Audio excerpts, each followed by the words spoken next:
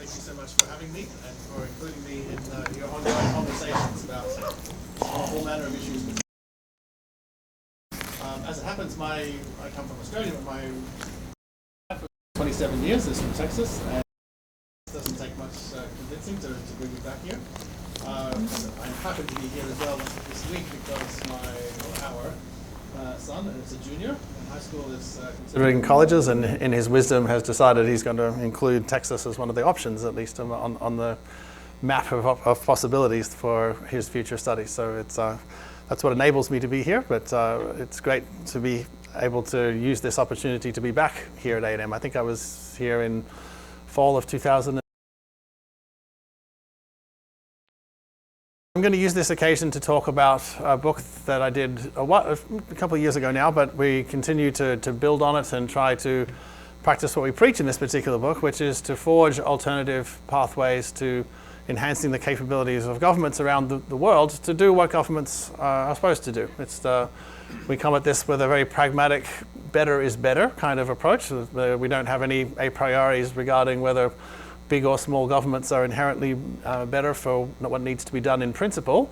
In practice, they have to do different things in different countries, different speeds, different degrees of complexity. And it's trying to complement the usual discussions we have in development, which are usually about policy. And so we argue my policy versus your policy.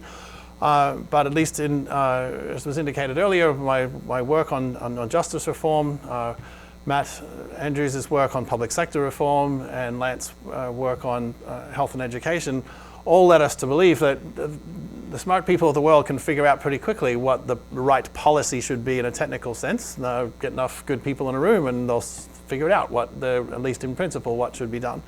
The vastly more complicated task is actually turning those things into lived realities. Even basic things like we can all agree that teachers should show up for work. And in many countries, 70% of the teachers on any given day just aren't even there. And so having a wonderful new strategy or policy for improving education might get you so far, but I would suggest maybe someone who comes up with a way of ensuring that absentee rates go from 70% down to 40% would be a revolution in many different countries. And so those kinds of very boring issues in some sense, but very practical questions about how we help systems how anyone helps systems to do what they're supposed to do in the public sector seems to us an underappreciated issue. In development, you can literally name on one hand the number of books with the word implementation in the title. They're just really not things that we take too seriously. Most of our discussion, certainly in the high end of research, is all around the policy implications that flow from the kind of research that we do. But I think if we took the implementation aspects as an issue unto itself, as something that needs our collective thought and particularly our collective action in response to it, we'd end up with a very different kind of way of teaching this stuff, but a different way of thinking about what kind of research we do. And how we engage with our counterparts, both in the governments and in the public and the private sector.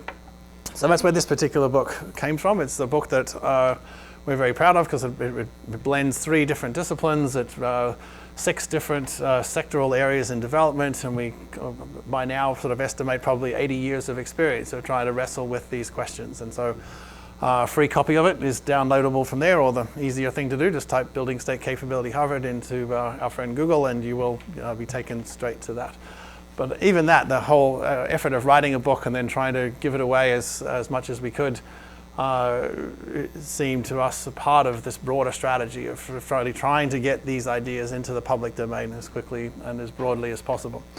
So I'm going to use my time just to give you a quick overview of sort of largely juxtapositional in the sense of here's how the world tends to think about these questions, and here's why these kinds of stories or these tend to end the same way, why we tend to see this similar kind of movie, as it were, being played out in response to these challenges in sector after sector and country after country, and why doubling down, tripling down on trying to get a different kind of response when we know for good reasons now, I think, why these things tend to be so underwhelming in what they actually achieve. If we can do these things in a different way, and we can, then I think we're much more likely at least to begin seeing these things being done in a more effective way. Which is not to say it's easy. The whole point of the title here, now for the hard part, really does directly suggest, I think, that the whole challenge of development just keeps getting harder and harder. It doesn't get easier to do development. It just gets harder. The more complex your economy becomes, the more integrated a polity becomes with its society, the more you enable people to move around, the more money you've got to manage, the bigger the pot for someone threatening to steal it. I mean, there's just so many ways in which the whole development enterprise just gets harder and harder, not easier and easier as we go along. And that's what I want to focus on today. So, I'm just going to go quickly through the evidence analysis action sort of aspects of the book, as indicated in the subtitle. Those will be the epicenter of my remarks, and then we'll use our time afterwards to have a bit of a conversation about these, and then engage you with the questions and comments you may have as well. So what is the rationale for this? The rationale, as I've indicated, is that the development challenges only get harder. And if you look at a basic contrast between the Sustainable Development Goals, the SDGs, that now, at least in some broad sense, provide the contours of how we talk to each other about what we're doing in international development, and contrast that with the Millennium Development Goals, the predecessor to these, that went from 2000 to 2015, you can see just how vastly more ambitious the world is trying to be, perhaps rightly, with what it thinks development is all about. And I'll just quickly look at numbers 4 and 16. Number 4 is on education. The Millennium Development Goal for education was essentially a butts on seats goal, enrollment. If kids showed up for school, big tick on the box, you were doing great. But the Sustainable Development Goal, number 4, says, what are we going to do? We're going to provide learning for all at all ages. Right? There's nowhere to go once that's your goal, right? You've rightly made a transition from enrollment to the vastly more difficult task of actually getting kids to learn. Right? It takes roughly 1,000 hours of learning every year for kids to. That's how much time your child and mine spends in school. So do the math, and that's sort of roughly 12,000 hours to get to finish high school, 16,000 to get a college degree. For most people in this room, somewhere between 18 and 20,000 hours of education, right? And just showing up is no longer good enough. You have to actually learn things. You've got to be there, and you've got to do the difficult work of learning calculus in a second language and Shakespearean poetry and all the rest of it. Those things just take a long time to learn. They're very hard to teach people how to do that, right? So that's just one very, I hope, clear example of what the world has done to try and just ramp up the degree of expectation about what it is we're doing in development. Goal number 16, the one that I happen to do a lot of my work in. Now we're going to provide inclusive, accountable institutions for the world, and justice for all. Wow, I mean those are phantasmagorical kinds of ambitions and targets. We know full well that the world is not going to look like that in 2030. But one can either be cynical about that and sort of think, well, the 193 governments in the world that signed these things just weren't really serious about this. It was just sort of a flippant sort of commitment because they kind of felt they had to. Or you can say these documents were some of the most widely, probably the most widely consulted global discussion in history was had around the Sustainable Development Goals, and I don't think we should treat it flippantly that 193 governments in the world claim that they are in the business of trying to provide justice for all or trying to improve the quality of their institutions. And if it is only rhetorically in the short run, it is a foundation. One has to start somewhere. It is a platform and a source of legitimacy for doing this kind of work in very difficult places. None of those types of goals of any form were mentioned in the Millennium Development Goals. Right? So you just had either really low bar kinds of goals, like enrollment and education is what we thought was good enough in the education space, or we didn't even take on these really difficult ones because we thought they were too hard. And now they are there enshrined for at least the next decade as something that we think we're going to be achieving. And you can go through health, you can go list nutrition, all the ones that were there in the Millennium Development Goals are now just a whole different order of magnitude of complexity. And that's sort of one level. Then you've just got to look at basic demographics about what's going to happen over the next 50 years, right? Up until 2050, until world population we think is going to maximize out around about 2050.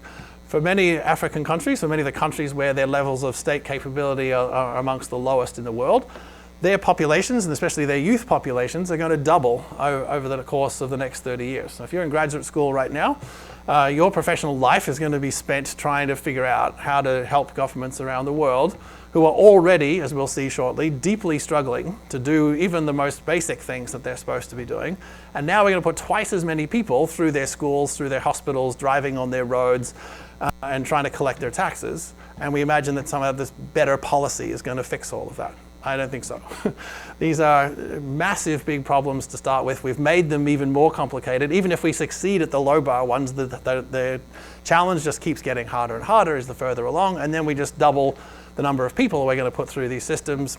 This is not a happy story, right? That's why these things matter. That's why both the scholarly world, but I think also even more strongly the world of practitioners and policymakers have to be taking these issues vastly more sensibly, more seriously than they are.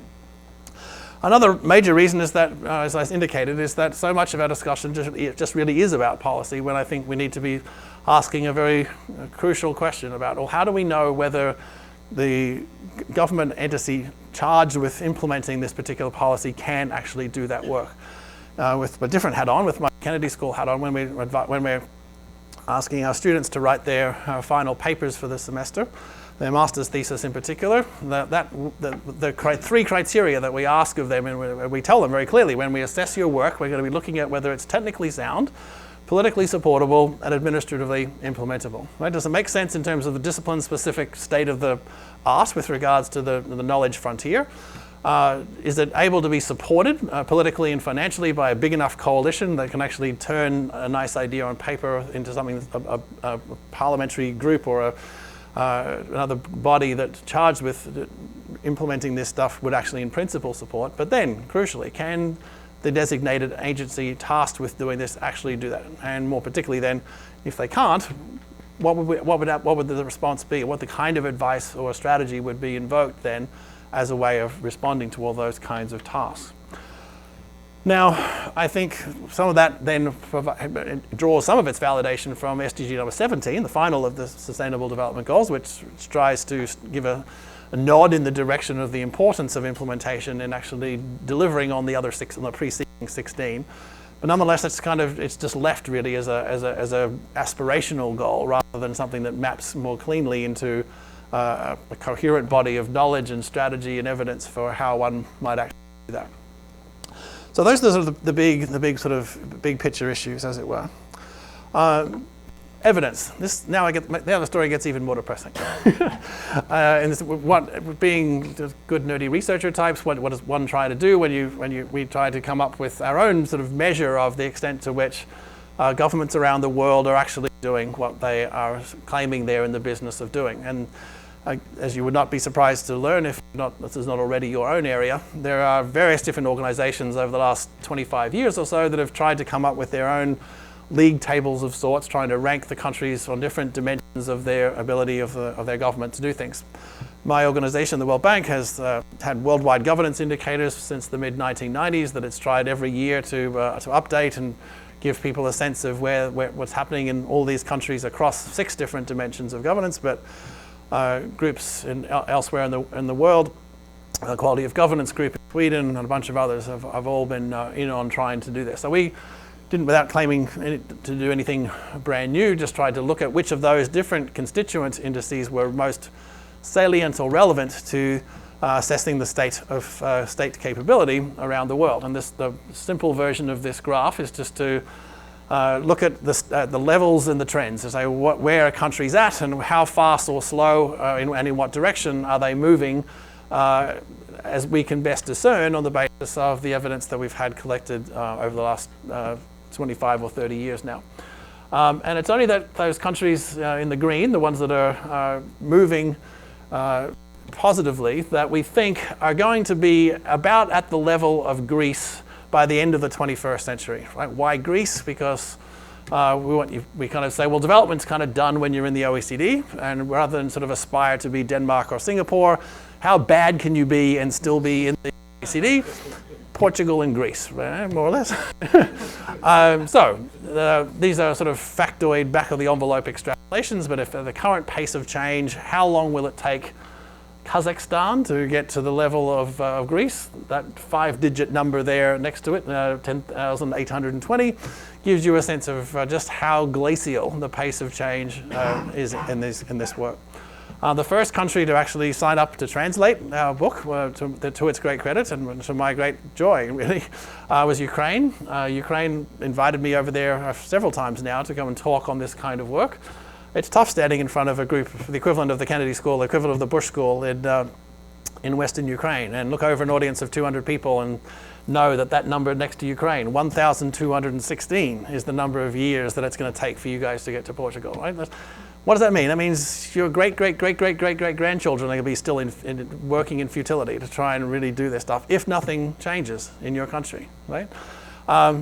As we like to say in Washington, though, these days, these are numbers you take seriously but not literally. The point is it's going to take a heck of a long time to get where you want to go. And it's not, as we'll see shortly, it's not like the world hasn't worried about this in some sense already. It's just there are strategies in place for dealing with them. We just happen to think that most of those strategies themselves are part of the problem rather than the solution. But that sort of arraying of these countries in red that are going backwards, so those countries they don't have a number next to them because by definition if you're going backwards you're not going to get there, right? It's only those handful in the red circle there, Indonesia, Colombia, Turkey, etc., that are on pace to be somewhere at the bottom end of today's OECD by the end of the 21st century. So that's another way of looking at that is 85% of the people who are alive today in the developing world will not have grandchildren that get to live in a country that are at the bottom end of the OECD. That's a heck of that's billions and billions of people that over the course of the next 80 years are not going to be able to see levels of governance capability that would put them at the bottom end of the OECD, right? And I hope you don't have to connect too many dots just to see what kind of world we are creating with globalization and the interconnectedness of people and products and resourcing, just to see what we are just creating these more complicated tasks with all the successes that we actually achieve.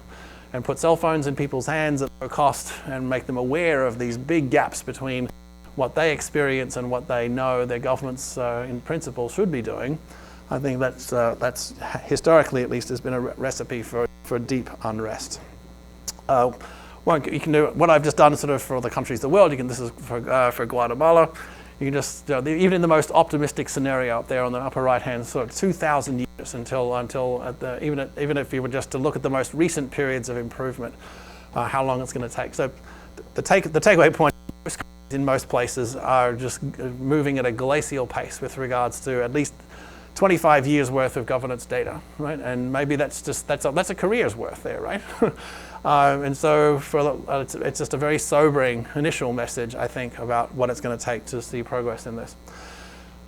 What we also try to do is not just sort of reside at the level of sort of these metadata, as it were, across countries. It's much more interesting, really, to look at different sectors and different ways in which countries are trying specifically to address these issues. And I'll that a bit later on as one fruitful entry point for starting to think about these questions in a more positive way. But another way of thinking of this is just to go the complete opposite end of the methodological spectrum and just look at simple experiments that have been done on the least controversial, most practical tasks that governments have to do, one of those being the delivery of mail. Right? 156 governments in the world have signed on to something called the International Postal Agreement, which says simply if you send an envelope to a country that is misaddressed, it will be sent back. So some bright spark economist colleagues at Harvard a couple of years ago said, well, let's just send 10 misaddressed envelopes to all 166 countries and see how many of them actually do what they said they were going to do, which is to send it back to us. And you can see only the Czechs actually were able to, or chose, to actually deliver all of that mail back. Plenty of other countries that have had mail systems for many hundreds of years, like the Russians and the Egyptians, it just doesn't happen. Now, of course, there can be, if you're a cash-strapped government sending money back to silly Americans who can't figure out how to address their envelopes, might be way down your list of priorities. The point being that there are a bunch of these kinds of simple tests that are now able to be done on things that are entirely logistical. The challenge is not, there's no organized lobby that's stopping your mail being addressed. There's no haters out there that sort of think the government shouldn't be delivering mail. I mean, it's not like worrying about taxes and all the rest of it. This is just one of the longest standing and most rudimentary tasks of government. And even there, we see very deep variation. I want to come back to that point again. It's not just underwhelming in terms of net achievement. It's the huge variation that I think we can work with as well. Just to get things even more depressing, a picture that I think should be on the cover of a textbook at some point on education reform. This is a picture from Bihar in India of parents scaling a building to smuggle answers to their kids who are doing a test on the inside of the building. Literally risking their lives to scale a wall to be able to feed answers that they themselves have purchased from someone else in order to be able to give it to their kid doing a test. That is not a functioning education system. You don't need me to tell you that, but that picture I think it represents the degrees of frustration that are just boiling around the world with regards to the lengths to which parents then have to go in order to be able to give their kid some minimal shot at being able to survive this awful system that they're a part of. And at least, even more depressingly, this graph on the left, up until recently, every cohort going through the Indian education system was doing worse than the ones before it.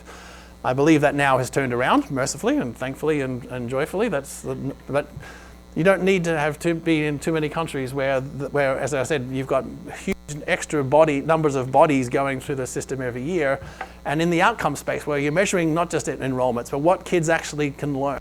They can actually do as a result of being in those schools. That's where things get very, very depressing. It was indicated before that I'd spent some time in Malaysia. Nearly half of Malaysian 15-year-olds can barely do double-digit subtraction and read the headlines in a newspaper. That's sort of the minimal levels of literacy and numeracy. Plenty of kids go to Oxford and Cambridge every year out of Malaysia too, but if you look at the broad distribution of how that system as a whole performs for its people, 45% of that population is essentially condemned to not even be able to work in a factory because they can't read the instruction manuals to operate machinery. Right? So when those systems are failing at that sort of level, it's I think should be sending all sorts of deep alarm bells that just having better or more computers in the classroom and all those other nice things that we can measure cleanly just aren't really where the binding constraint exists. The binding constraint is on these very prosaic, practical, but difficult questions of how you actually get kids to learn. One more on this graph on the left because it's so interesting.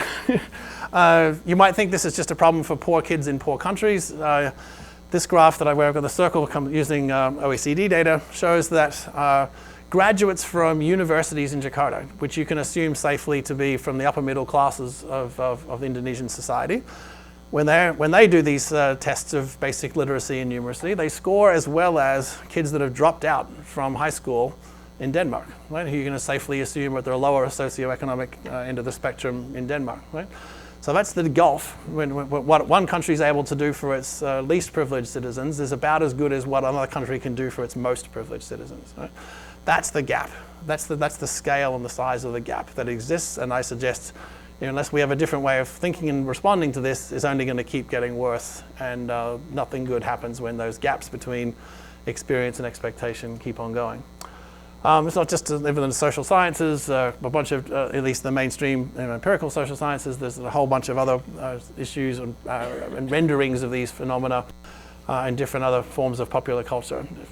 If you want a great public policy movie to see I, Daniel Blake, an absolutely tremendous British film about what happens when people become illegible to a system, when the particular skill sets they have just aren't able to be observed in a statistical sense by the people who then decide whether you're eligible for welfare payments or not. It's just a very harrowing look. Then even in a super rich country that has a very strong commitment to a welfare state, even there, these enormous implementation challenges that are struggling. So, as I said, it just keeps getting harder. It does not get easier.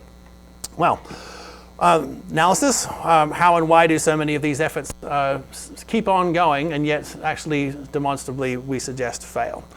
I think one of the most common ways in which this happens is by a mechanism or a procedure that we call isomorphic mimicry. What is isomorphic it's camouflage. You fake your way to reform, you change what you look like rather than what you can actually do.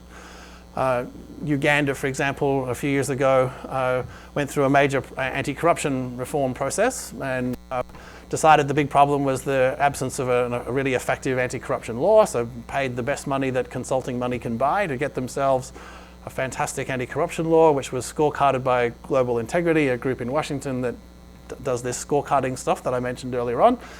Uganda got 99 out of 100 for anti-corruption law. You cannot buy better words on paper than what Uganda has with regards to what it would take in a formal legalistic sense to end corruption. But in one of those perversely beautiful moments in our career, Matt Lant and I all showed up in Kampala for a workshop one day to be greeted with a screaming headline in the national newspaper of multi-million pound sort of development project from the British government cancelled because of big corruption scandal. Right? So you can go through all sorts of reforms that look fantastic on paper, and by the bureaucratic metrics that we use to gauge whether money was well spent, you can not do what we so often think characterizes international development, which is sort of send all this money back to rich country governments via consulting contracts that all just goes into money down a rat hole, that it's all just wasted and ends up in Swiss bank accounts or something. Like some of that happens, no doubt, and a colleague of mine has just published a paper showing that at least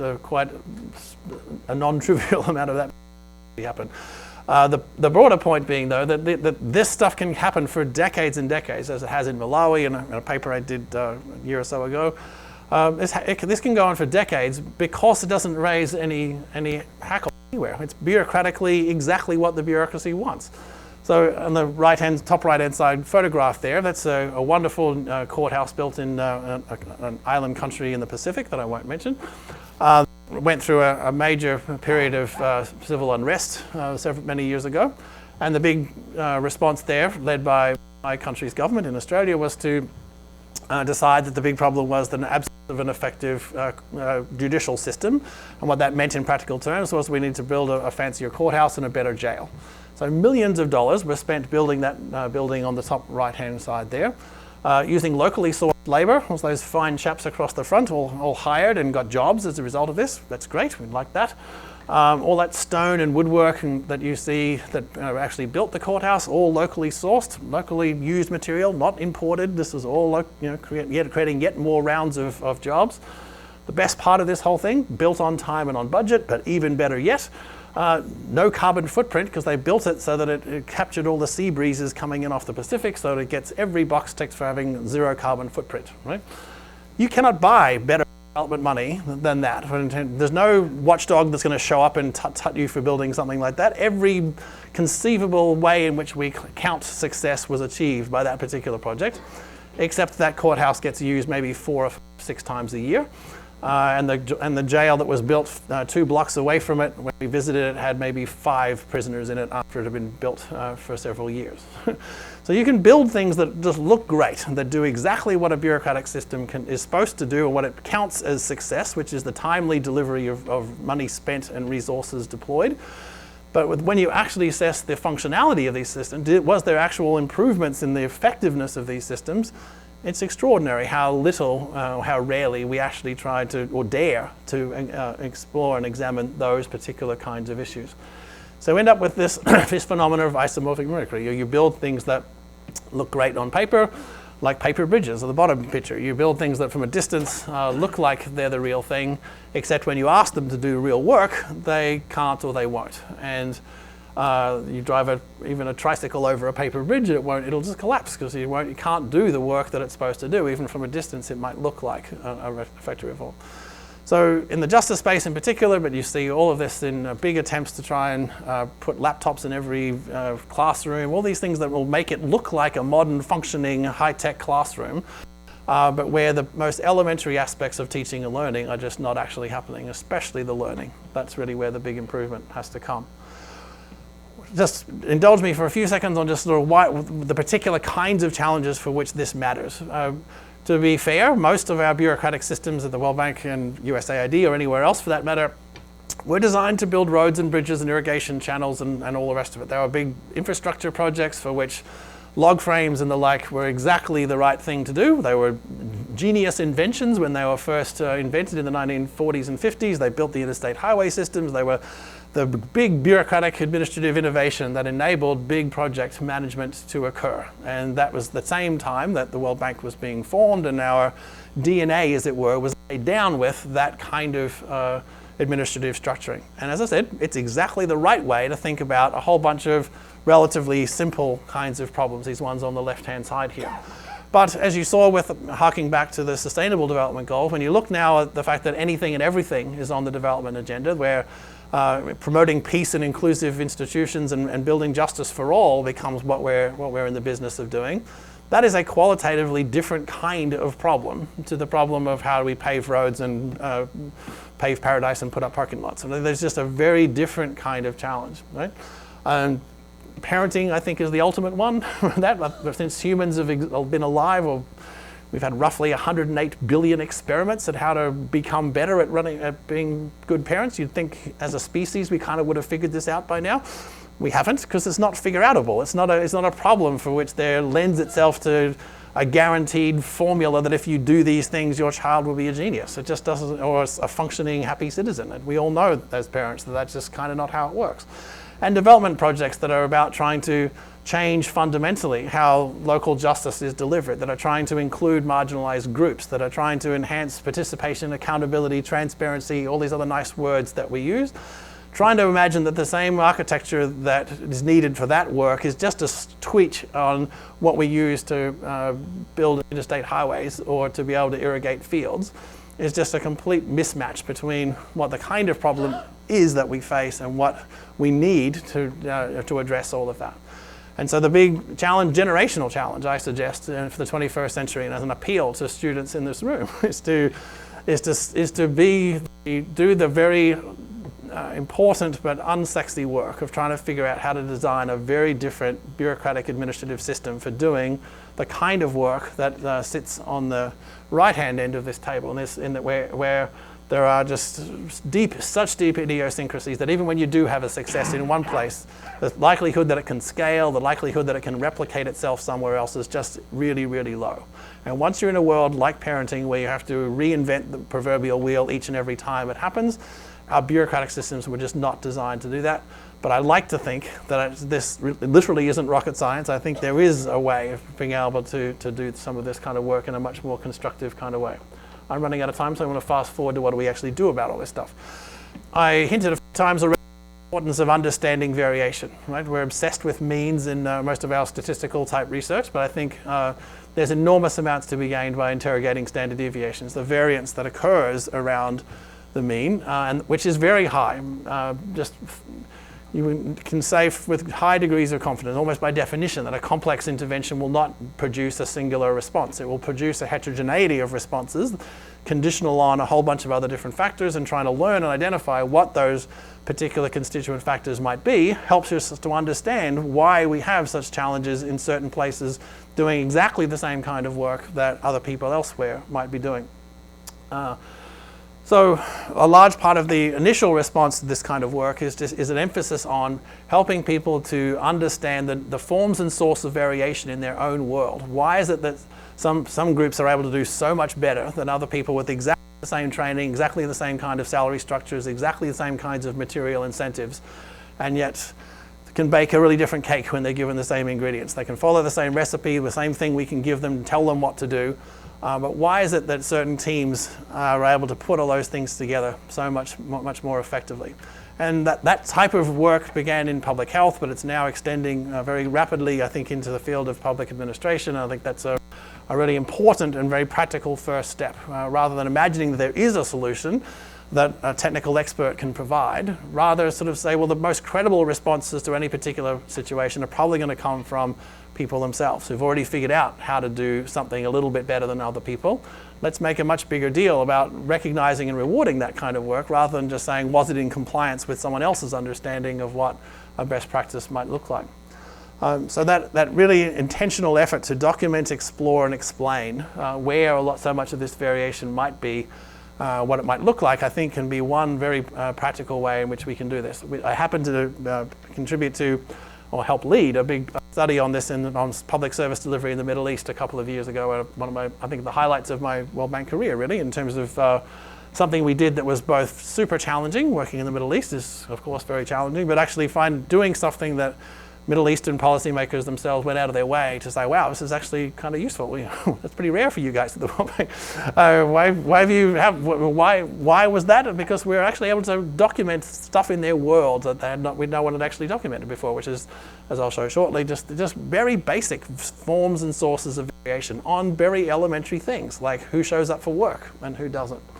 One way in which you can see the huge variation in capability around the social components of public responding to big challenges is in health.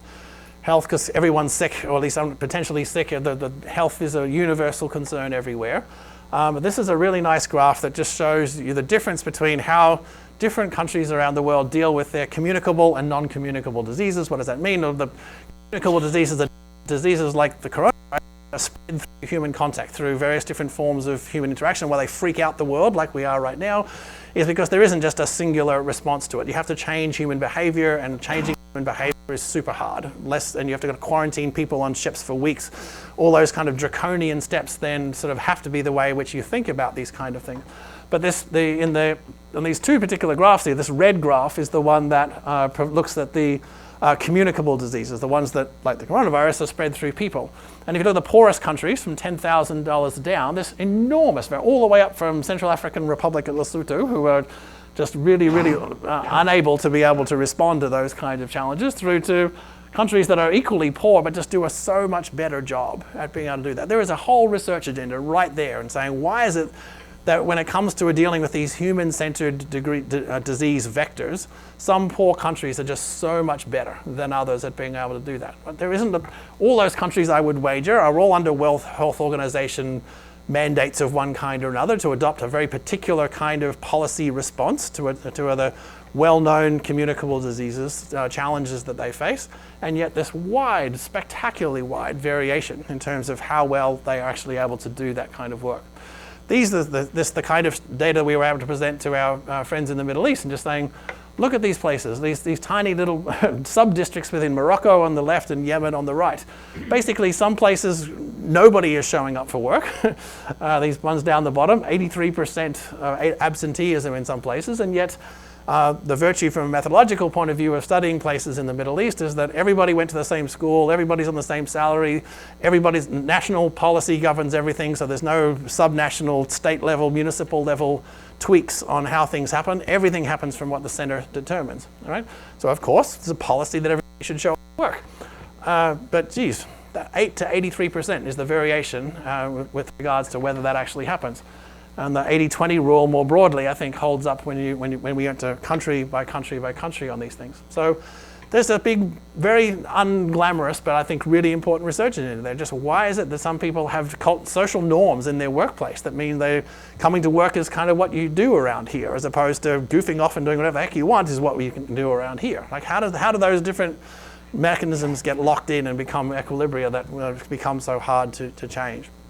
Let me conclude just by looking at some of the ways in which our teams have really tried to move away from this world of just trying to do the standard things. And the standard things being largely some form of training. We love doing training. We can do that. We can hold lots of meetings in nice hotels, give people per diems, and spend millions of dollars doing training that, again, doesn't get measured on how effective it is. It's just how many people were actually trained. How many dollars did we spend on, or hours did we spend doing some form of training, some form of technology upgrade, or some form of transferring of best practice. That's the most of the ways in which this happens. But if you're going to flip all of that and say, we're not going to be just trying to bring in someone else's view of what a solution is, but actually create political space wherein people can explore their own solutions to their own problems, what we call an authorizing environment. If you can create a big enough political space to enable people to have the weeks, the months, in some cases the years it needs to be able to learn how to do and more effectively the jobs that they are already doing, then you can actually steadily and slowly start to see very different kinds of ways of doing things and much more enthusiasm and engagement for doing this kind of work. It's similar in some respects from the business school versions of this on human-centered design and rapid results and various different other similar versions of this. But our particular approach is particularly centered on trying to help on governments themselves and really trying to put the work of doing this improvement back onto governments that are serious about doing this. It requires governments that are able to provide this authorizing environment, which is itself a capability question. Because as we know, our counterparts turn over, they move on, they get promoted, they get fired. It's very hard to sustain the singularity of that authorized space over long periods of time. But if we see the acquisition of learning how to be a public official as the rough equivalent of learning a foreign language or learning to play a musical instrument or learning how to play a new sport, all those things just take a heck of a long time, and it takes your proverbial 10,000 hours to be able to get good at being able to do that kind of work. But so much of that is not the way that the governments are structured around the world, and where, particularly in governments in developing countries, and where the response from most of the donor community when they are faced with those big gaps is largely just to keep doubling down on providing more of what someone else decides is the solution to it, rather than actually allowing people themselves to be able to give voice to nominate and prioritize their own particular problems, and then nominate and find out the possible space of solutions to that, and to design a space within which they can then figure out which of those response options might be able to be scaled and replicated elsewhere within their own political jurisdiction. In some sense, that might sound very self-evident, but it has I think, very powerful implications for how we think about expertise in the space of public administration, what kind of people we're trying to train, what kind of skills we're trying to inculcate in a rising generation. And whether it's a Bush School or at Harvard, there's very powerful tendencies to believe that being granted a master's degree from an elite institution imbues you with this authority to be able to run around the world telling people what to do in response to their own particular problems. And of course, there is real expertise. There is knowledge that can and should be shared and replicated. There are problems that we don't need to reinvent the wheel to each time. But I think the binding constraint on so much of the big major problems that we do face are in this space of like communicable diseases, where it's the social human interactional component that becomes the binding constraint. And it's only when we see the most graphic forms in coronaviruses that we realize just how central the social component is. Or in education, we realize just how many thousands of hours it takes to even produce someone who can work in a factory.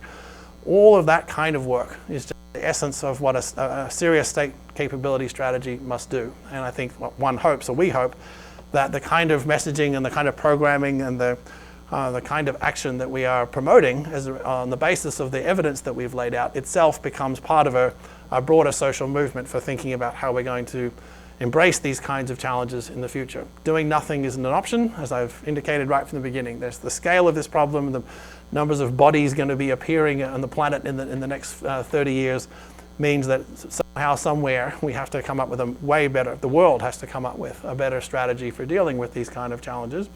And if our humble contribution to that can be one part of this broader conversation around in the development community for rethinking how we engage in the capacity building space, then I think we've done what we can do. But I welcome your comments and your feedback, and consistent with what I've just said, the iteration around this thinking as we try to find ways in which we can make it work in various different other places and sectors around the world.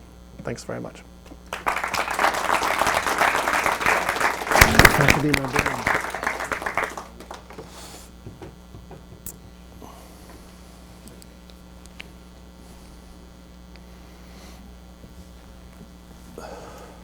Thank you very much for those comments, and it's really inspiring to see such innovative ideas about how to actually make development happen. I think that's really great, and I think especially here at the Bush School, where we're trying to do, and Texas A&M, where we're doing more development work, both in Bush School and outside in sociology and other departments.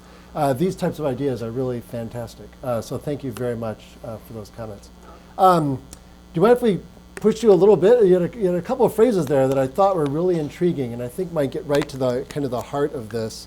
I was at a presentation just a couple weeks ago, an in-house brown bag thing for one of my professors, Mallory Compton, who's showing the same type of dispersion within United States, within the states, right? So it's not just these developing countries that are heterogeneous. And one of the phrases that you basically threw out there, if I may say, was in dealing with improvements in the justice system or in infrastructure, these countries either can't or they won't make the type of improvements that they need.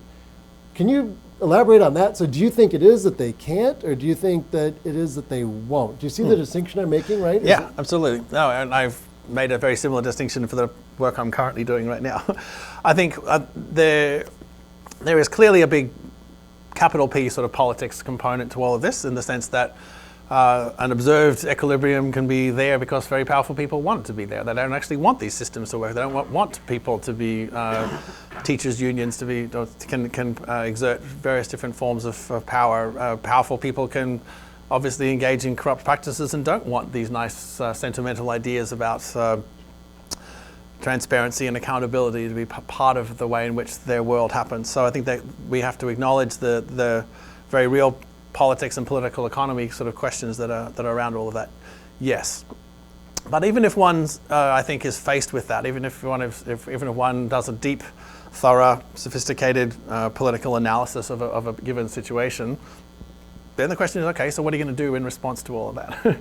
how does one act in the response of very powerful pressures pushing back against all of that? And then I think, at least in our work, that then the politics becomes the problem you've nominated and prioritized as the issue around which you want to try and work. And then, as you've indicated, even here in the United States, or perhaps especially here in the United States, you can see enormous variation in the ways in which different responses happen. The New York Times did a fantastic graphic a couple of years ago on county level economic growth rates since the global financial crisis, for example. And there are counties that were literally right next to each other. Some of them had boomed and some of them had just really, really struggled. And so I think that if one just has just a broad sort of politics is the problem kind of response to all of that, you miss the fact that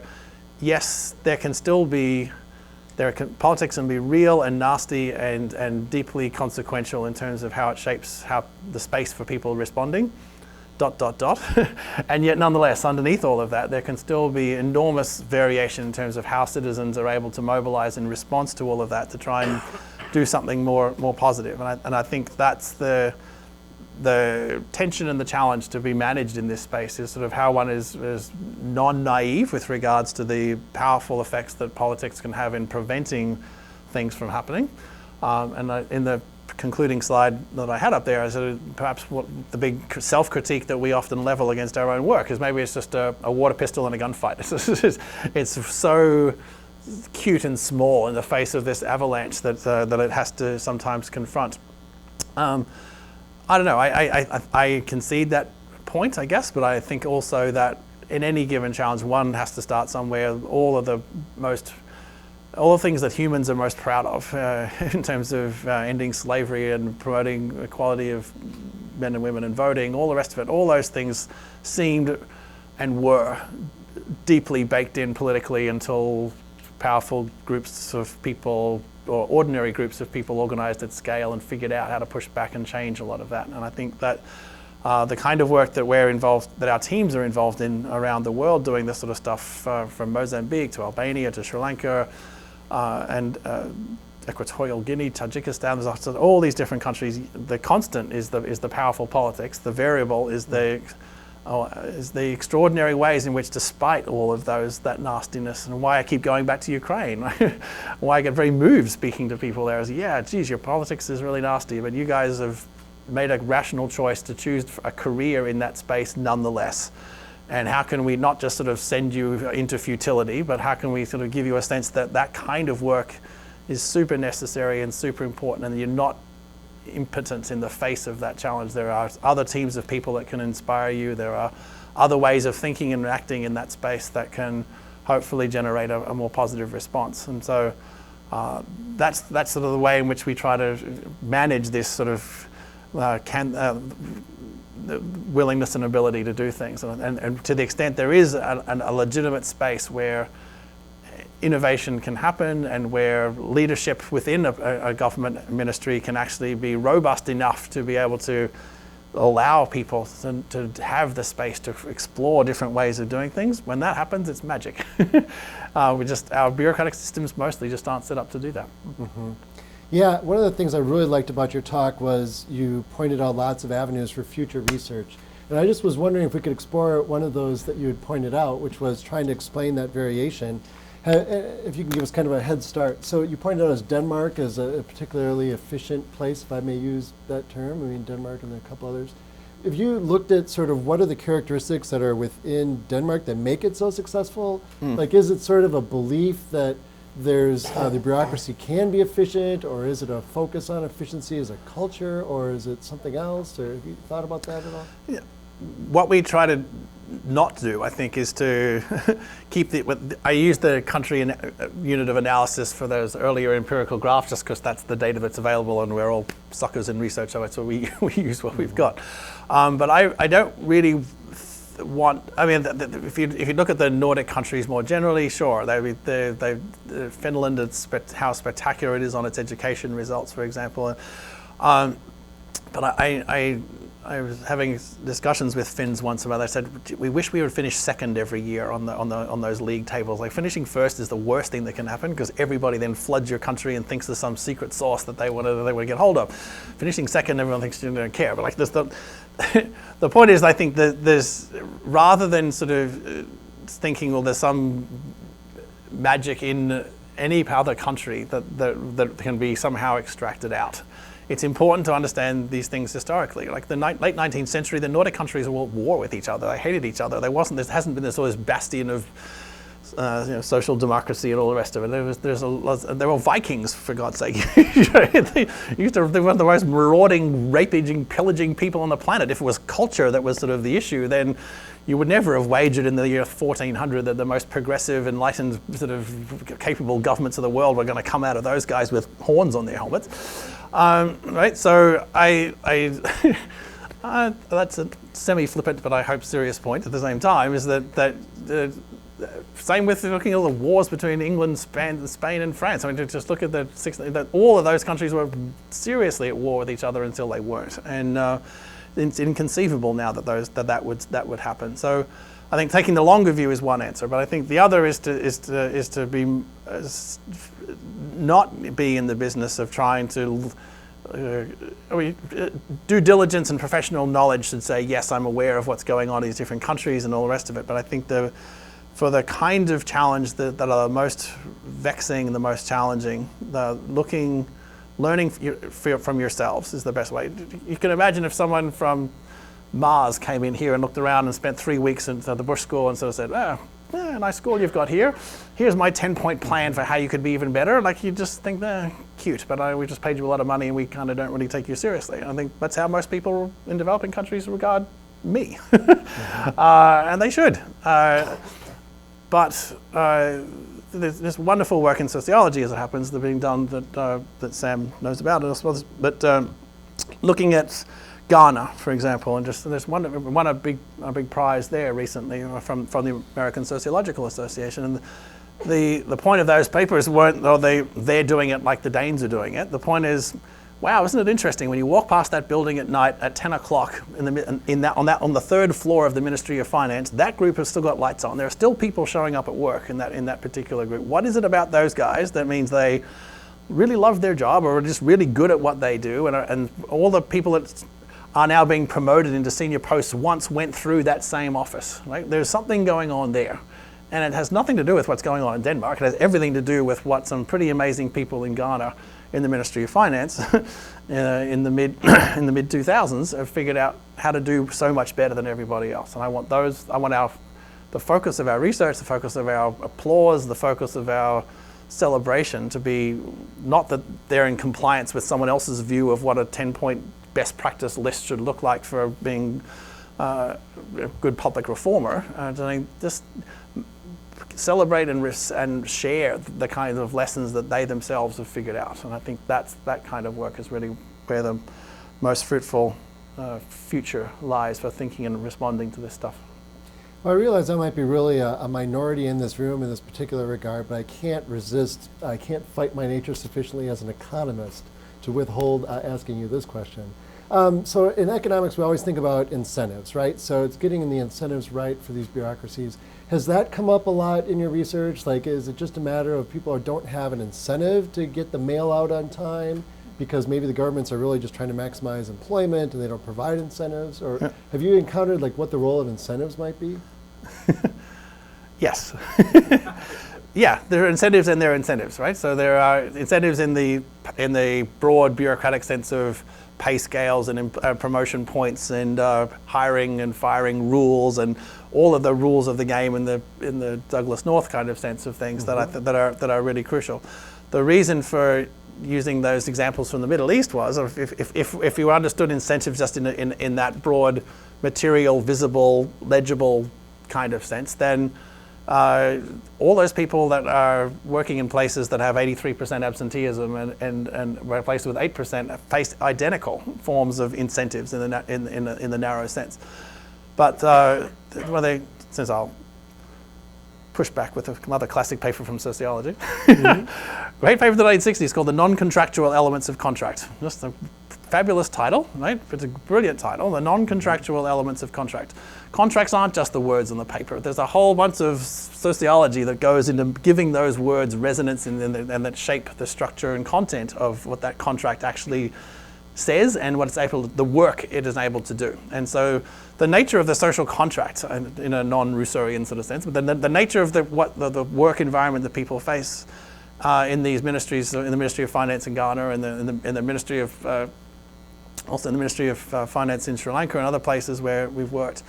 The incentives are the same that everyone else faces, and yet they've created a different set of incentives. If you're going to work in this particular place, here are the social norms. Here's what people like us do. And your incentive is to be like one of us.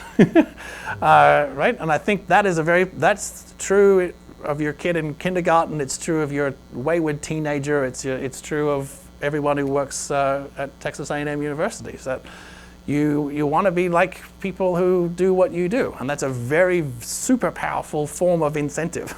But when everybody else in your world doesn't show up for work, then why be the chump in a classic collective action kind of sense and do that? But if everybody shows up for work in your world, then you're the outlier if you don't. Even if the contract you've signed says something that's very formal and the incentives in a narrow sense are identical to someone else's. So the answer, I think, is that we need to recognize the array of ways in which people are incentivized to do what they do. And in the World Bank, for example, like we only really have two sort of big, maybe three career ladder points that happen over the course of your career, unless you want to be going to super high up into senior management and all that sort of stuff. But if you're just a regular person doing a regular job, your incentives are just not only by what do my colleagues think of me and how well am I valued by the people that whose opinions of me I really care about, but it's a very powerful normative incentive. I work for a big multilateral agency using public money to try and to respond to really tough challenges in tough places. And we all internalize as a very powerful incentive that our job is to wake up every single day trying to make a difference in the lives of people whose lives are really tough and really difficult. And so I think it's important to think about incentives in that sort of, for juxtapositional purposes, in that sense of, yes, here are the material, well understood, legible, visible incentives that we face. But here's this other, what Matt Andrews would sort of say is the water, the iceberg beneath the surface of the water, the 90% that you can't see, that actually shapes very powerfully how people do and why people do what they do. And it's still incentives. It's just not incentives that are uniform and universal. They're very powerfully grounded in and embedded in, as we would say in sociology, in the, not just the culture writ large, but in the microculture that you create in a workplace. It's what leaders do. Leaders create that microculture. They create what's normal and normative at the local normal level. I think the best research in anthropology of culture now is all about trying to look at these micro mechanisms that sustain and create and perpetuate these micro incentives grounded in very different, heterogeneous ways in which what is normal and what is normative comes to be normal and normative. And I think the change process in public sectors is really about trying to shift those things as much as it is about hiring someone from McKinsey to come and say, well, if we put them on shorter term contracts or on paper for performance contracts, that would incentivize them to do da-da-da-da. So is that how you want to be treated? Is that how anybody at Texas A&M gets, maybe a few people get hired and rewarded that way, but the whole point of tenure is to completely disincentivize you from able to live in that kind of world so that you actually have the freedom to be able to think and do things in a very different kind of way. And it shouldn't be outrageous to suggest that people who face way more difficult challenges than I do in their lives are given a much richer space to be able to think creatively about how they respond to it. I've always learned so much from your work, and I'd like to go on talking with you for a lot longer, but I'd like to now turn over to the audience, actually, and see if there's questions. If you wouldn't mind moderating, Yeah, sure. You can moderate yourself if there's someone who might have some questions. If I can see people with Sure. these There's lights. someone over there, I think. Sir, Dave Cunningham. Yeah. I noticed in your draft earlier, I wanted to ask, after I retired from Marine Corps, I had the chance to work through several countries, equatorial Africa, and I didn't see Rwanda up there. But one of my observations, just from what I'd done, was Rwanda was a much safer country, a much moving quite forward quite fast. But the things I noticed, they were death on corruption, and the place was clean. Yep. And that came in large part from their president, Paul Kagame. I can't remember all the details, but like for 4 hours on every one Saturday every month, everybody in the country was required to do something for the country. Yep. Go out and pick up trash, do anything. Other countries like Ghana, you could smell it before the airplane landed. And I meant, so I was just wondering, how does Rwanda, because I didn't see it on any of your charts. Yeah, it was actually there on one of the charts, though I didn't speak to it. It's on that a graph looking at 10 different countries and their performance across the education life cycle. As you've indicated, Rwanda's a tough country, but the Kennedy School hosted Paul Kagame a year or so ago, and Lant Pritchett, my co-author on the book, was the moderator of that session. So in a very Lant sort of way, he asked President Kagame, President Kagame, what's the worst piece of advice you've ever received from the international community? Only Lant would think that was a good question to ask, but it was a great question to ask. And without any scripting, without any sort of thing, Kagame's answer was, anytime someone comes into my country that's never been here before and thinks they know what my problems are. And I thought that was really interesting, because I think that's probably what he has to deal with a lot, is a whole bunch of people coming into selling him something, from people who think they know what his problem is and have got a nice little kit full of expensive toys that they would like to sell and show that they can do things for him. The Rwanda story is really interesting, because the kinds of challenges, the kinds of things they've been able to do are a mix of things. You mentioned the trash sort of issue, and when you go there, you can't not but be impressed by, I think, wow, this is clearly very different to a lot of other places. But you look at other things that are like maternal mortality and infant mortality. Rwanda is still one of the poorest countries in the world in terms of what it's been able to achieve in that particular space, right? Those are the really hard ones to change. And even I, with retrospect, should have maybe spoke for 30 seconds on that other graph, but it's showing Rwanda is another country that can get bodies on seats, that can get kids to show up for school, but it really struggles to actually teach kids when they get there, right? So I think Rwanda is an interesting country case of there are technical problems and there are adaptive problems, to use my colleague Ron Heifetz's classic distinction. The technical problems can be solved by 10 smart people in a room, and a decree can be issued, and with enough muscle or political military power behind it, you can make people do stuff. And that's cleaning up and making people volunteer their time, and you make that a universal and enforced rule, then really good things can happen really quickly. But you can't respond to lowering maternal mortality rates that way. You can't get your kids well educated that way. And I think the challenge for Rwanda is sort of how it ends up and for any country for that matter, is how it does the full package, how it does what it can do in the quick wins sense in the technical space to be able to curb hyperinflation. We get a really well insulated central bankers can do that. Papua New Guinea, for example, has been able to, despite having a hugely resource-dependent country, happens to have a very good technical class of people who run their central bank and the Ministry of Trade, and so they sort of keep the boat more or less under control, while these other challenges of just trying to do basic justice, trying to get basic health and education, just lingering and lagging so far behind. So it's better to be able to do something than nothing. So it's great that countries like Rwanda have been able to do that.